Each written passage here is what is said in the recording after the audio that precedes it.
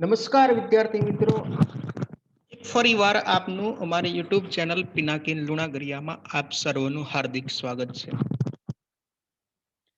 આજે આપણે standard 9થમાં science and technology સબ્જેક્ટમાં સજીવનો પાયાનો એકમ પ્રકરણ છે એની ચર્ચા કરીશું. આજના લેક્ચર નંબર 2માં કોષરસ પટલ, પ્રસરણ અને આશ્રુતિની સમજૂતી અને દ્રાવણોના પ્રકારો સમસાંદ્ર, અધોસાંદ્ર અને અધિસાંદ્ર દ્રાવણો છે કોને કહેવાય એમની સમજૂતી છે તે લઈશું. તો શરૂ કરીએ આજનો ટોપિક. તો સૌપ્રથમ જોઈએ કોષરસ પટલનું સ્થાન, એની લાક્ષણિકતાઓ અને એના કાર્યો. કોષરસ પટલનું સ્થાન. કોષરસ પટલ એક કોષરસનું સૌથી બહારનું આવરણ છે. જે કોષરસ હોય છે વિદ્યાર્થી મિત્રો, એ કોષરસને બહારની તરફથી ઘેરે છે. એટલે કોષરસ પટલની અંદરની તરફ કોષરસ અને કોષ કેન્દ્ર આવેલા હોય છે. એક પ્રકારનું આવરણ છે. અહીં આવરણ છે તે દેખાય આવે છે કોષની ફરતે આવેલું. એના દ્વારા દ્રવ્યો છે એ કોષની અંદર બહાર છે તે થતા હોય છે. પ્રાણી કોષમાં તે સૌથી બહારના સ્તર તરીકે હોય છે, જ્યારે જીવાણુ કોષ અને વનસ્પતિ કોષમાં તે કોષ દિવાલની અંદર તરફ આવેલું હોય છે. તો બેક્ટેરિયાના કોષ છે અને વનસ્પતિના કોષ, તેમાં કોષ દિવાલ હોય છે સૌથી બહારનું આવરણ. તો કોષ દિવાલની અંદરની તરફ છે તે કોષરસ સ્તર છે તે આવેલું હોય છે. પ્રાણી કોષમાં છે એ કોઈ કોષ દિવાલ હોતી નથી, એટલે કોષનું સૌથી છેલ્લું બહારનું આવરણ કહેવાય છે. આ કોષરસ પટલની લાક્ષણિકતાઓ જોઈએ તો કે તે જીવંત છે, સ્થિતિસ્થાપક છે, નાજુક છે અને પસંદગીમાન પ્રવેશશીલ કલા છે. યાદ રાખીશું કે તે જીવંત છે,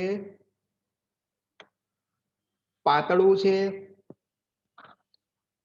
સ્થિતિસ્થાપક છે, નાજુક છે અને પસંદગીમાન પ્રવેશશીલ કલા છે. પસંદગીમાન પ્રવેશશીલ કલા એટલા માટે કે તે પસંદગીના દ્રવ્યોને જ અંદર બહાર જવા દે છે. કોષની અંદર નીકળતા હોય કે કોષમાંથી બહાર નીકળતા હોય, એ દ્રવ્યો છે એનું નિયંત્રણ આ પટલ દ્વારા થતું હોય છે. કેમ કે તે અમુક પ્રકારના દ્રવ્યોને કોષની અંદર જવા દે અને અમુક પ્રકારના દ્રવ્યોને કોષમાંથી બહાર નીકળવા દે છે. એટલા માટે એને શું કહેવામાં આવે છે? પસંદગીમાન પ્રવેશશીલ કલા. પસંદગીના દ્રવ્યોની જ હેરફેર થવા દે છે એટલા માટે. તો વિદ્યાર્થી મિત્રો યાદ રહેશે લાક્ષણિકતા: જીવંત છે, પાતળું છે, સ્થિતિસ્થાપક છે, નાજુક છે અને કેવી છે? પસંદગીમાન પ્રવેશશીલ કલા છે. ત્યાર પછી જોઈએ તો એના કાર્યોની વાત કરીએ કે શું કાર્ય કરે છે. તો કે ઘણા બધા કાર્યો કરે છે. તે સૌથી પહેલા એ જોઈએ કે તે બાહ્ય પર્યાવરણથી કોષને અલગ રાખે છે. કોષની ફરતેનું આવરણ છે એટલે તે બાહ્ય જે પર્યાવરણ છે એનાથી કોષને અલગ રાખે છે. કેમ કે દિવાલ જેવું કાર્ય કરે છે. એક તરફ પર્યાવરણ એટલે કે કોષનો બહારનો ભાગ હોય છે એ બાહ્ય પર્યાવરણ કહેવાય છે, અને એક તરફ બાહ્ય પર્યાવરણ છે તો બીજી તરફ શું છે? કોષ છે. અને બંનેને અલગ કોણ પાડે છે? તો કે આ કોષરસ સ્તર અથવા તો કોષરસ પટલ. તે કોષના અંદરના દ્રવ્યને આવરણ પૂરું પાડે છે. ફરતું છે તે ઘેરાયેલું છે એટલે કોષને એક પ્રકારનું આવરણ મળે છે. તેનું મુખ્ય કાર્ય છે કોષમાં પ્રવેશતા અને કોષમાંથી બહાર નીકળતા દ્રવ્યોનું નિયમન કરવું. યાદ રાખીશું કે એનું મુખ્ય કાર્ય શું છે? તો કે કોષની અંદર પ્રવેશતા હોય કે કોષમાંથી બહાર નીકળતા હોય એવા દ્રવ્યોનું નિયમન કરવાનું કાર્ય છે એ આ કોષરસ પટલ દ્વારા થાય છે. આ કોષરસ પટલમાંથી જ ઓક્સિજન એટલે કે O2 અને કાર્બન ડાયોક્સાઇડ એટલે CO2, તો તેમાંથી જ O2 અને CO2 જેવા વાયુઓ છે તે પ્રસરણ દ્વારા છે તે પસાર થાય છે. એટલે કે અંદર બહાર છે તે થતા હોય છે. તેમાંથી પાણીના અણુઓ આશ્રુતિ દ્વારા છે તે પસાર થાય છે. કોષરસ પટલમાંથી પાણીના અણુઓ આશ્રુતિ. તો વિદ્યાર્થી મિત્રો અહીં બે શબ્દ આવ્યા, એક પ્રસરણ શબ્દ આવ્યો અને બીજો શબ્દ આવ્યો આશ્રુતિ. આ બંને શબ્દોની ચર્ચા હવે પછી છે તે આપણે કરીશું. તો એના કાર્યો યાદ રાખીશું કે તે કોષને બાહ્ય પર્યાવરણથી અલગ કરે છે, કોષની અંદરના દ્રવ્યોને આવરણ આપે છે, કોષમાંથી પ્રવેશતા કે કોષમાંથી બહાર નીકળતા દ્રવ્યોનું નિયમન કરે છે, O2 CO2 જેવા વાયુનું પ્રસરણ થાય છે અને પાણીના અણુઓ જ આશ્રુતિ દ્વારા છે તે પસાર થતા હોય છે. તો તેનું સ્થાન આપણે જોયું, ત્યાર પછીની લાક્ષણિકતા જોઈ અને તેના કાર્યો જોયા. તો આ થયું કોષરસ પટલ. અગત્યનો પ્રશ્ન છે વિદ્યાર્થી મિત્રો, બરાબર આનો અભ્યાસ છે તે કરી લઈશું. ત્યાર પછી આગળ જોઈએ તો જોઈએ પ્રસરણ. પ્રસરણ એટલે શું? કોષના વાયુ વિનિમયના આધારે છે તે પ્રસરણની સમજૂતી છે તે જોઈએ.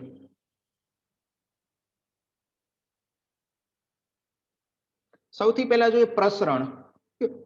કોને આપણે પ્રસરણ કહી શકીએ? તો કે કોઈ પણ દ્રવ્ય કે પદાર્થ લઈ લો, તો કોઈ પણ દ્રવ્ય કે પદાર્થના અણુઓ છે એમના વધુ સંકેન્દ્રણ તરફથી, વધુ સંકેન્દ્રણ તરફ એટલે કે એના વધુ જથ્થાવાળા વિસ્તારમાંથી તેમના ઓછા સંકેન્દ્રણ તરફ ગતિ કરે છે. આપણને ખ્યાલ છે કે ઘરની ઉપરનો ટાંકો હોય એની અંદર પાણી ભરેલું હોય તો એને એ પાણીને આપણે પાઇપલાઇન દ્વારા જ્યારે આપણે નીચેના આપણા ઘરની અંદર લઈએ અને નળ ખોલીએ ત્યારે નાની ડોલની અંદર છે તે પાણી આવી જાય છે. એ ઘટના છે એની સરખામણી આપણે પ્રસરણ સાથે કરી શકાય કે ટાંકાની અંદર વધુ પાણી હતું ત્યારે ડોલની અંદર ઓછું હતું કે હતું જ નહીં. આથી પાણી શું થયું? પોતાના વધુ જથ્થાવાળા વિસ્તારમાંથી ગતિ કરીને ક્યાં આવી ગયું? ઓછા વિસ્તારમાં આવી ગયું. તો એની સરખામણી છે તે અહીં કરી શકાય કે કોઈ પણ દ્રવ્યના અણુઓ તેમના વધુ સંકેન્દ્રણ તરફથી તેમના ઓછા સંકેન્દ્રણ તરફ ગતિ કરે, આ ક્રિયા એટલે પ્રસરણ. હવે જોઈએ કે જીવંત કોષોમાં આ વાયુ વિનિમયની ક્રિયાને આધારે પ્રસરણ છે તે સમજીએ. જોઈએ તો કે કોષની અંદર થતા શ્વસનના પરિણામે CO2 ઉત્પન્ન થાય છે. તો CO2 ક્યાં ઉત્પન્ન થાય છે વિદ્યાર્થી મિત્રો? કોષની અંદર. આથી કોષની અંદરના વિસ્તારમાં વધુ માત્રામાં CO2 નું સંચય થતા CO2 ની સાંદ્રતા વધે છે. કોષની અંદર CO2 ઉત્પન્ન થાય અને ત્યાં એ ભેગો થતો જાય એટલે તેના જથ્થામાં શું થાય? વધારો. એટલે કહી શકાય કે અંદર તરફ CO2 ની સાંદ્રતા વધે છે.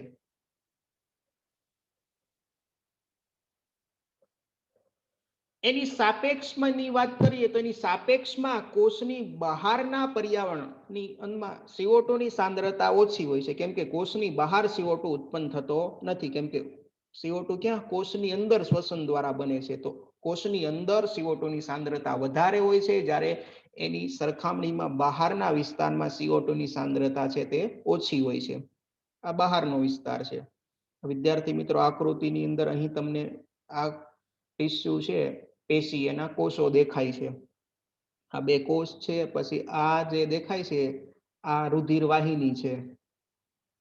તેની અંદર આ રુધિરનો કોષ છે, રક્તકણ છે, રેડ સેલ. અને આ છે એ રુધિર વાહિની અને કોષ વચ્ચેની જગ્યા છે. તો આ છે એ બધું બાહ્ય પર્યાવરણ કહી શકાય.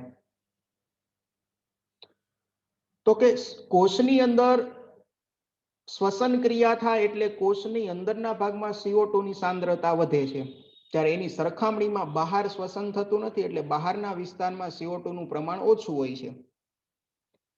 આથી શું થશે કે કોષની અંદરના વધુ સાંદ્રતા ધરાવતા વિસ્તારમાંથી CO2 છે એ બહારના ઓછી સાંદ્રતા ધરાવતા પર્યાવરણમાં પ્રસરણ પામે. એટલે કે બહારથી CO2 છે તે રુધિરની અંદર છે તે પ્રવેશે છે. કોષમાંથી પેલા બહાર જશે અને બહારથી ક્યાં જશે? રુધિરની અંદર છે તે જતો રહેશે. આ જ પ્રમાણે પ્રસરણ દ્વારા પર્યાણમાંથી O2 છે એ કોષમાં પ્રવેશે છે. રુધિરની અંદર આપણે જાણીએ છીએ કે ફેફસામાંથી રુધિર જતું હોય ધમનીઓમાં, એમાં ઓક્સિજન યુક્ત રુધિર હોય એટલે ઓક્સિજનની માત્રા હોય. આથી આ જે રક્તકણ સાથે રહેલો ઓક્સિજન છે એ પ્રસરણની ક્રિયા દ્વારા ક્યાં આવશે તો કે કોષની અંદર પ્રવેશી જાય છે. નીચે આ વિદ્યાર્થી મિત્રો એરો તમને દેખાતો હશે, જ્યારે અંદર છે CO2 નું પ્રમાણ વધારે છે, આથી CO2 રુધિરમાં જશે અને રુધિરમાં ઓક્સિજનની સાંદ્રતા વધારે છે, પરિણામે ઓક્સિજન છે તે કોષમાં છે તે પ્રવેશતો હોય છે. આ રીતે દ્રવ્યો છે એ પ્રસરણની ક્રિયા દ્વારા વિનિમય પામતા હોય છે. આમ પ્રસરણની ક્રિયા કોષો વચ્ચે એટલે કે પરસ્પર બે કોષની વચ્ચે તેમજ કોષ અને પર્યાવરણની વચ્ચે પણ થતી હોય છે. તો આમ કોષ અને પર્યાવરણ વચ્ચે વાયુ વિનિમયમાં મહત્વનો છે તે ભાગ ભજવતી હોય છે. તો પ્રસરણની ક્રિયા કોષો વચ્ચે થઈ શકતી હોય છે અને આ પ્રસરણની ક્રિયા કોષ અને બાહ્ય પર્યાવરણ વચ્ચે પણ થતી હોય છે. તો આ થઈ ગયું પ્રસરણ. હવે વિદ્યાર્થી મિત્રો તમને સમજાણું કે પ્રસરણ એટલે શું, તો કે દ્રવ્યનાણુઓ વધુ સંકેન્દ્રણ તરફથી ઓછા સંકેન્દ્રણ તરફ ગતિ કરે આ ક્રિયાને પ્રસરણ કહેવામાં આવે છે. આ પ્રશ્ન પણ અગત્યનો પ્રશ્ન છે વિદ્યાર્થી મિત્રો, આનો બરાબર આપણે અભ્યાસ કરી લઈશું. ત્યાર પછી આગળ જોઈએ તો પરસ્પર સાંદ્રતાના ધોરણે દ્રાવણના પ્રકારો સમજાવો.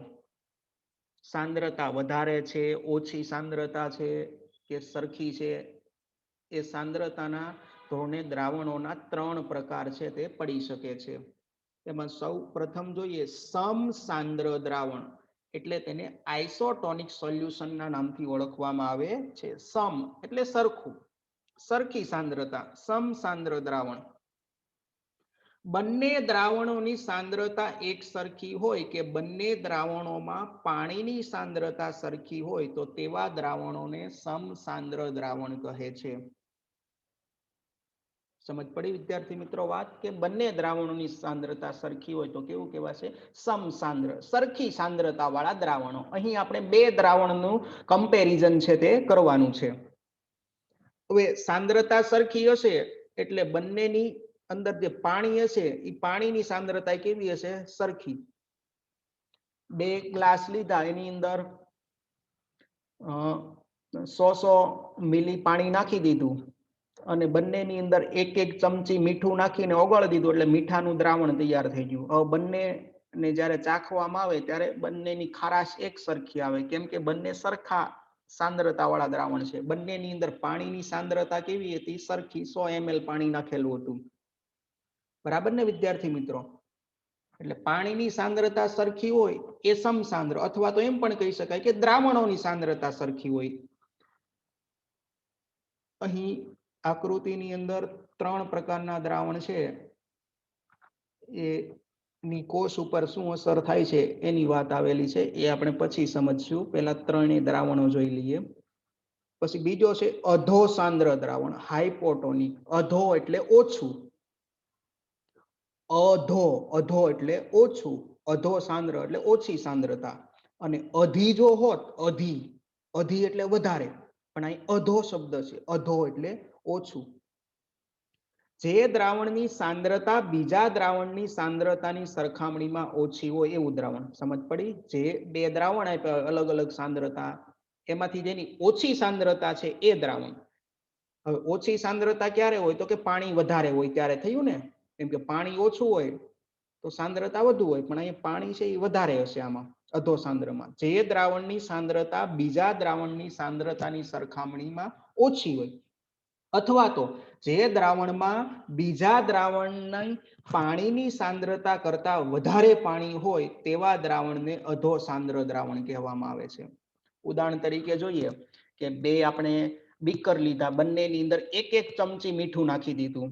હવે એક બીકર હતું, પહેલું બીકર, એમાં આપણે 100 ml પાણી નાખીશું અને બીજા બીકરમાં 150 ml પાણી નાખીએ છીએ. મીઠું તો સરખું જ નાખ્યું, બરાબર, 1 ચમચી. બંનેને હલાવી દઈએ અને બંનેના ટેસ્ટ કરવામાં સ્વાદનો તો ખબર પડે કે બીજું દ્રાવણ હતું કે જેમાં 150 ml પાણી નાખેલું હતું એની ખારાશ ઓછી હશે, જ્યારે જેમની અંદર 100 ml પાણી નાખ્યું હતું એની ખારાશ છે તે વધારે હશે. અહીં જોયું કે મીઠું તો સરખું જ હતું, તો આવું કેમ થયું? તો કે પાણીનો જથ્થો અલગ છે એટલા માટે, એકમાં ઓછું પાણી છે અને બીજામાં વધારે. તો જે પહેલું દ્રાવણ હતું કે જેની અંદર 1 ચમચી મીઠું હતું અને 100 ml પાણી હતું, બીજું દ્રાવણ હતું એમાં 1 ચમચી મીઠું હતું અને 150 ml પાણી હતું, તો બીજું દ્રાવણ છે એ અધો સાંદ્ર કહી શકાય, કેમ કે એની ખારાશ કેવી છે? ઓછી છે, કેમ કે એની અંદર પાણીની સાંદ્રતા વધારે છે. ત્રીજું અધિ સાંદ્ર દ્રાવણ, હાઇપરટોનિક. હાઈ એટલે વધુ ઊંચું, અધિ એટલે વધારે, વધારે સાંદ્ર દ્રાવણ. જે દ્રાવણની સાંદ્રતા બીજાની સાંદ્રતા કરતા વધુ હોય, અથવા તો જે દ્રાવણમાં બીજા દ્રાવણની પાણીની સાંદ્રતા કરતા ઓછું પાણી હોય તેવા દ્રાવણને અધિ સાંદ્ર દ્રાવણ કહેવામાં આવે છે. દ્રાવણની વધુ સાંદ્રતા વાળું દ્રાવણ. અને અધો હતું એ કેવું હતું? ઓછી સાંદ્રતા વાળું દ્રાવણ હતું. આ ઓછી સાંદ્રતા વાળું દ્રાવણ છે અને આ વધારે સાંદ્રતા વાળું દ્રાવણ છે. આ દ્રાવણની અંદર પાણી છે, અધો સાંદ્રમાં પાણી વધારે હોય, જ્યારે અધિ સાંદ્રમાં સાંદ્રતા વધારે છે એટલે પાણી કેવું હશે? ઓછું. સમજ પડી ને? અધો સાંદ્ર છે એમાં પાણી વધારે હોય, જ્યારે અધિ સાંદ્રમાં પાણી ઓછું હોય. તો આમ સાંદ્રતાને આધારે 3 પ્રકારો પડે છે.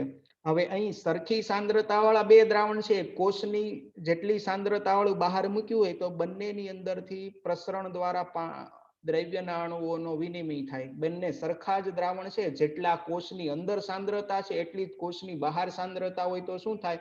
જેટલા અણુઓ બહાર જાય એટલા અણુઓ કોષમાં પ્રવેશે, એટલે કોષ ઉપર કોઈ અસર થાય નહીં. સમજ પડી ને? જ્યારે બહાર છે એ પાણીની સાંદ્રતા વધારે હોય, જ્યારે કોષમાં ઓછી હોય તો શું થાય? બહારથી કોષની અંદર દ્રવ્ય પાણી પ્રવેશી જાય, કોષ ફૂલે છે. જ્યારે અહીં કોષની સરખામણીમાં બહાર ઓછી પાણી હશે ત્યારે શું થશે? કોષમાંથી દ્રવ્ય ગુમાવાય છે, પાણી ગુમાવાય છે અને કોષ સંકોચાઈ જતો હોય છે. તો આ થઈ ગયા દ્રાવણના 3 પ્રકારો. કેટલા છે? 3. કયા કયા? સમસાંદ્ર દ્રાવણ, અધો સાંદ્ર દ્રાવણ અને અધિ સાંદ્ર દ્રાવણ. ત્યાર પછી આગળ જોઈએ તો આશ્રુતિ જોઈએ. આશ્રુતિ એટલે શું? આશ્રુતિ ક્રિયાનું ઉદાહરણ જણાવી એનું મહત્વ છે તે જણાવો. સૌ પ્રથમ જોઈએ આશ્રુતિ. આશ્રુતિ છે વિશિષ્ટ પ્રકારનું પ્રસરણ છે. એટલે કે પ્રસરણ આપણે શીખ્યા આગળ કે વધુ સંકેન્દ્રણ વાળા વિસ્તારમાંથી અણુઓ ઓછા સંકેન્દ્રણ તરફ આવતા હતા, તો આશ્રુતિ પણ એક પ્રકારનું પ્રસરણ જ છે કે જેમાં વધુ જથ્થાવાળા વિસ્તારમાંથી અણુઓ ઓછા જથ્થાવાળા વિસ્તારમાં આવી જાય છે. એની વ્યાખ્યા જોઈએ તો કે 2 જુદી જુદી સાંદ્રતા ધરાવતા દ્રાવણ વચ્ચે મૂકવામાં આવેલ અર્ધ પ્રવેશશીલ પટલ દ્વારા પાણીના અણુઓ, કયા અણુઓ? પાણીના અણુઓ પોતાના વધારે સાંદ્રતા ધરાવતા વિસ્તારમાંથી ઓછી સાંદ્રતા ધરાવતા વિસ્તારમાં પ્રસરણ પામે છે. આ ક્રિયાને આશ્રુતિ કહે છે. અહીં શબ્દ આવે છે અર્ધ પ્રવેશશીલ પટલ. કયો શબ્દ? અર્ધ પ્રવેશશીલ પટલ. અર્ધ પ્રવેશશીલ પટલ એટલે કે અમુક પ્રકારના દ્રવ્યો છે એને ધીમે ધીમે છે તે આર પાર જવા દે, સંપૂર્ણ પ્રવેશશીલ નથી. અમુક પ્રકારના અણુઓને ધીમે ધીમે છે તે આર પાર જવા દે, એ અર્ધ પ્રવેશશીલ પટલ કહેવાય. 2 જુદી જુદી સાંદ્રતા વાળા દ્રાવણો છે એટલે એકની અંદર પાણી વધુ હશે અને એકમાં કેવું હશે? ઓછું હશે. તો આ બંને દ્રાવણ વચ્ચે અર્ધ પ્રવેશશીલ પટલ મૂકો તો શું થાય કે પાણીના અણુઓ પોતાના વધારે સાંદ્રતા વાળા વિસ્તારમાંથી ઓછી સાંદ્રતા વાળા વિસ્તારમાં પ્રસરણ પામે છે. એ આશ્રુતિ છે જે આપણે જોઈ ગયા. વ્યાખ્યા આપણે યાદ રાખીશું, એકદમ સરળ વ્યાખ્યા છે. 2 જુદી જુદી સાંદ્રતા ધરાવતા દ્રાવણ વચ્ચે મૂકવામાં આવેલા અર્ધ પ્રવેશશીલ પટલ દ્વારા પાણીના અણુઓ પાણીના વધારે સાંદ્રતા વાળા વિસ્તારમાંથી ઓછી સાંદ્રતા ધરાવતા વિસ્તારમાં પ્રસરણ પામે છે, જેને આપણે શું કહીએ છીએ? આશ્રુતિ કહીએ છીએ. ત્યાર પછી આગળ જોઈએ. આશ્રુતિની ક્રિયામાં પાણીના અણુઓ હાઇપોટોનિક એટલે કે અધો સાંદ્ર, કે જેની અંદર પાણી વધારે છે, હાઇપોટોનિક દ્રાવણમાંથી હાઇપરટોનિક દ્રાવણ તરફ પ્રસરણ પામે છે. હાઇપરટોનિક એટલે પાણી કેવું હશે? ઓછું હશે.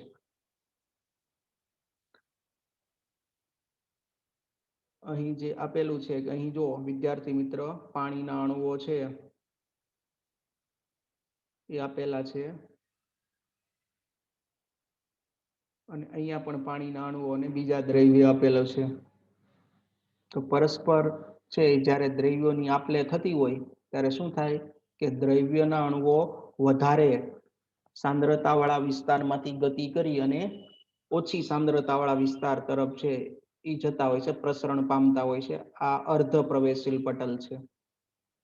સમજ પડી? અહીંયાથી અણુઓ આ તરફ જશે કેમ કે અહીંયા પાણીના અણુઓ વધારે છે જ્યારે આ વિસ્તારમાં પાણીના અણુઓ ઓછા છે કેમ કે અહીંયા બીજા દ્રવ્યો વધારે પ્રમાણમાં છે એટલા માટે.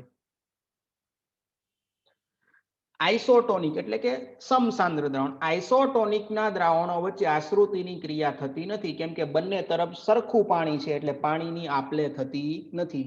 જેટલું અંદર જાય એટલું જ પાછું આવી રહે એટલે કોઈ અસર થાય નહીં. ઉદાહરણ તરીકે જોઈએ કે આ દ્રાવણોની શું અસર થાય છે. સૂકી દ્રાક્ષ હોય એ સૂકી દ્રાક્ષ પાણીમાં મૂકવામાં આવે ત્યારે થોડા સમય બાદ દ્રાક્ષ પાણી છે તે મેળવી લે છે કેમ કે દ્રાક્ષની અંદર પાણી છે તે ઓછું છે કેમ કે સુકાઈ ગઈ છે, જ્યારે દ્રાક્ષની બહારના પર્યાવરણની અંદર પાણી છે એ વધુ જથ્થામાં છે એટલે પાણીના અણુઓ ક્યાં આવશે? દ્રાક્ષની અંદર ધીમે ધીમે આવશે અને દ્રાક્ષ પાણી મેળવશે એટલે થોડી ફૂલી જશે. એ જ રીતે લીલી દ્રાક્ષ હોય એને ક્ષાર મીઠું કે શર્કરા ખાંડ, તો ક્ષાર કે શર્કરાના સાંદ્ર દ્રાવણમાં મૂકવામાં આવે સાંદ્ર દ્રાવણમાં ત્યારે શું થાય કે દ્રાક્ષની સરખામણીમાં બહારનું જે પર્યાવરણ છે દ્રાવણ તેની અંદર સાંદ્રતા વધારે છે. સાંદ્રતા વધારે હોય એટલે પાણીની સાંદ્રતા ઓછી હોય, પરિણામે શું થાય કે દ્રાક્ષમાં પાણી વધારે છે જ્યારે બહારના પર્યાવરણમાં પાણી ઓછું છે તો શું થશે? દ્રાક્ષ પાણી ગુમાવે છે. દ્રાક્ષમાંથી પાણી બહાર નીકળી જશે એટલે શું થશે?